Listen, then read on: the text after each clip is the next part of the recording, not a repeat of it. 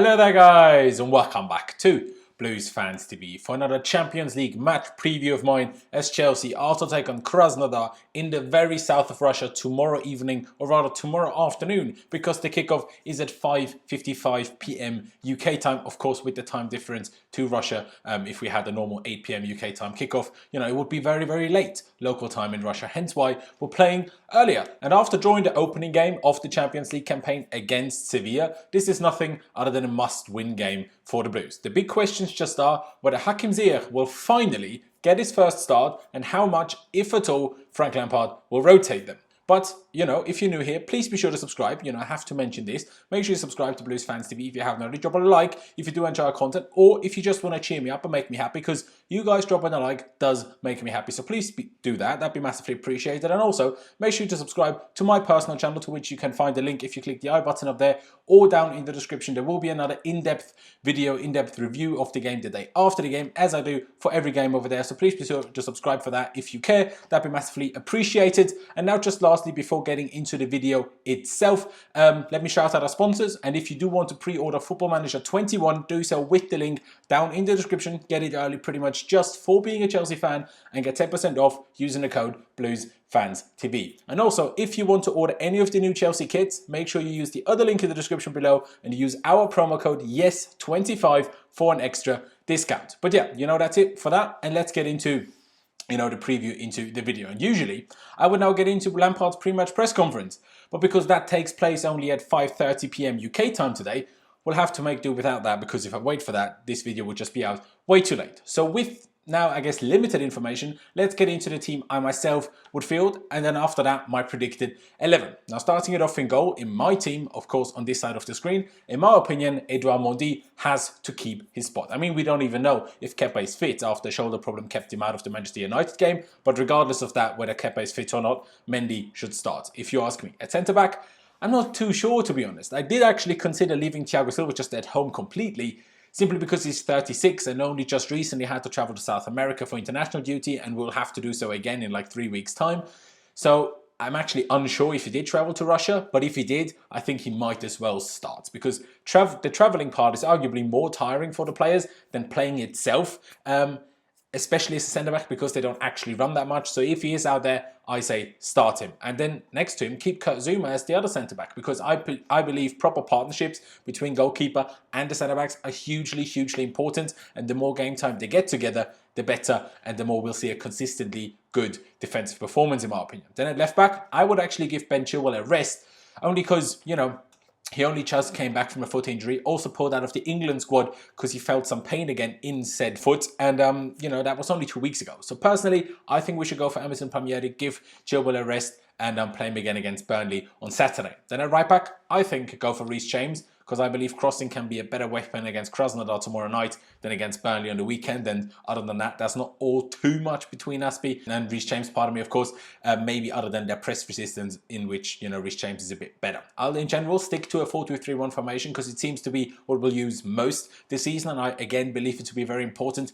that every player gets more and more comfortable with it, rather than changing the system all the bloody time. I'm not the biggest fan of that. And maybe I am underestimating Krasnodar a little bit, but I think if there is any game we can afford to have no proper sitting midfielder, it's probably this one. So I would rest Jorginho this game and play Kovacic next to N'golo Kante. Kovacic, without a doubt, deserves and needs, a start.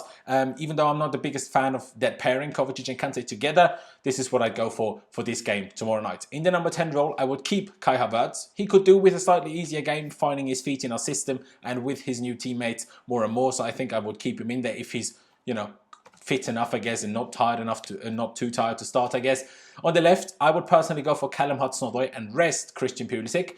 It's important not to overplay players that just came back from injury, and of course that is the case for Pulisic, and Hudson-Odoi needs game time badly, although we have no idea why he wasn't even in the squad against Manchester United. So maybe he is unavailable, but we wouldn't know why. So if he isn't unavailable, so if he is available, start him, in my opinion. And then on the right-hand side, I think Hakim Ziyech has to get his first start now. Lampard, after the United game, even said that, the player is getting very close to full fitness now. So in my opinion, 60, maybe 70 minutes tomorrow seems like the next step, following 2 substitute appearances for Chelsea and also one before that for the Moroccan national team. And then up front, I would personally go for Tammy Abraham. Timo Werner has played a lot and also ran a lot in all of his performances. So I think a bit of rest would do him well. And Tammy, whenever he has played, has actually done all right. So why not give him a bit of a run out as well? And mind you, we also have 5 substitutions available in the Champions League. So we can bring all of these guys that, in my opinion, we should maybe rest.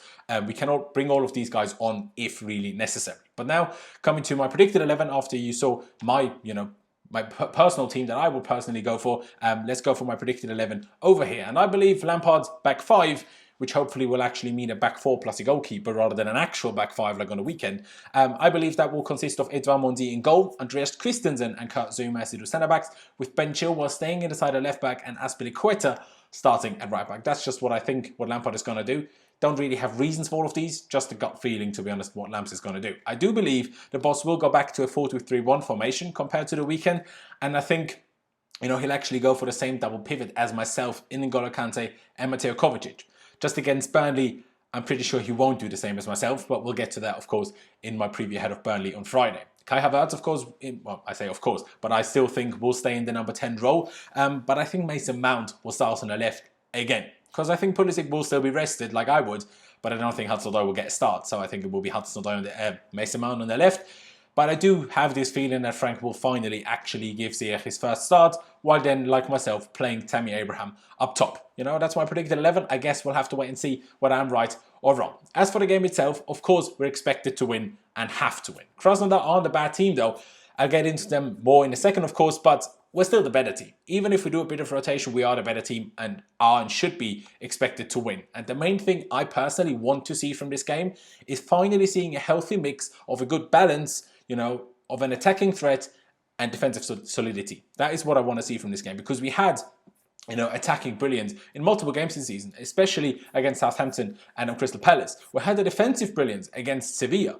I'm not even going to count the United game really, because the formation was so very different and much more defensive in general. But we had the defensive brilliance against a very, very good side in Sevilla. I will just remind you again, Sevilla took Bayern Munich to extra time in the Super Cup final. So keeping a clean sheet against Sevilla like we did in the last round of the Champions League was actually very good with a back 4. But now it's time that we, start to try to actually find a balance between the two. Create chances, score goals, but also be solid at the back and keep a clean sheet. That's what I want. I want a clean sheet and I want goals. Maybe that might being a bit, expecting too much, because maybe, like I said, I am slightly underestimating Krasnodar, but that's what I want. We need to start somewhere, and Krasnodar might be a good opponent to start, and then we take this into the Burnley game and following games after that. And I also want more cohesiveness between the attackers, especially after the statement by Frank Lampard after the United game, saying that he's not too worried about the attack because individual talent will eventually shine through.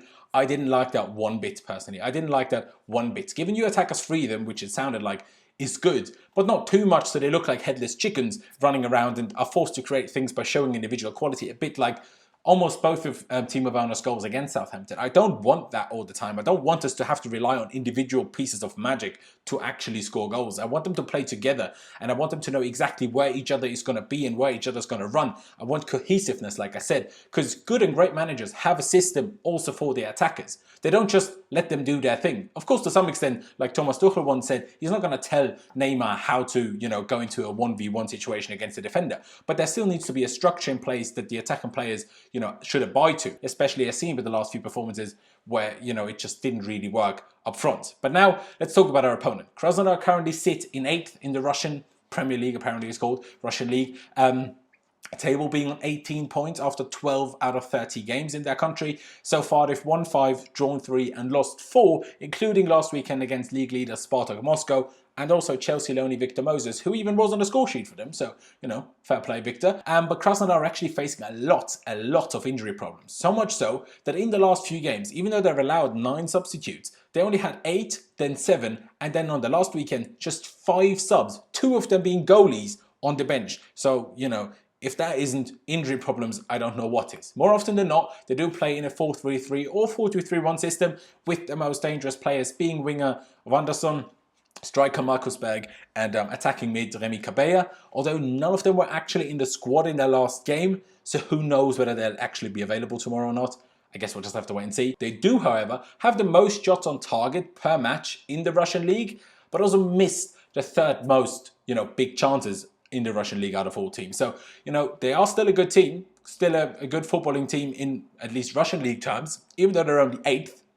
Hasn't really worked out for them, it seems, because they're missing too many big chances. And the first ever UCL game, Champions League game, which actually was last week against Rennes, ended in a 1-1 draw. Even if Krasnodar were holding on for dear life at the very end, and Rennes probably deserved to win, they're still a good team that we should not underestimate. In summary, we're obviously the clear favourites. It will be interesting to see how much, if at all, Lampard will rotate. But in all honesty, regardless of how much or if at all, well, we should definitely not underestimate Krasnodar, like I just said already. We should be winning this game. We just should be winning this game, especially like if we want to go through the Champions League group stages and also want to qualify at least with a game in hand so we can maybe rest a couple of players in December. We absolutely have to win this game. There's no two questions about it. Hence why my score prediction is going to be a 2-0 away win to the Blues. It will be tough because the trip is very, very, very, very long, and traveling, even if it's the fanciest plane you can think of, is still tiring on the body. So it won't be easy. Hence why I'm not going for like 4-0 or something, but a 2-0 away win I would be very, very happy with. But to be honest, guys, that has really been it from me. So one last time, make sure you subscribe to Blues Fans TV if you haven't already. That'd be massively appreciated. Leave a like, leave a like if you did enjoy this video, if you're excited for the game, if you're excited to see a couple of new players and possibly Hakim Ziyech getting his first start, and also just make me happy, cheer me up, drop a like, that'd be great. And of course, also, like I said in the beginning, make sure you subscribe to my personal channel, subscribe to that for more in-depth content the day after every single game. I do these as live streams, so we'll get your thoughts and questions involved as well. So make sure you tune in for that. Make sure you subscribe. That'd be massively appreciated. The link is up there if you click the I button, or down in the description, or just if you type my name, Laurens Veskoli, on to YouTube. And then lastly, let me shout out our sponsors one last time. Pre-order Football Manager 21 with the link down in the description. Get it early and get 10% off for using the code BluesFansTV. And also, if you want to order any of the new Chelsea gear, make sure you use the other link down in the description below, and use our promo code YES25 for an extra discount. But to be honest, guys, that has really been it from me. Really do appreciate every single one of you that has tuned in. Thank you guys for watching.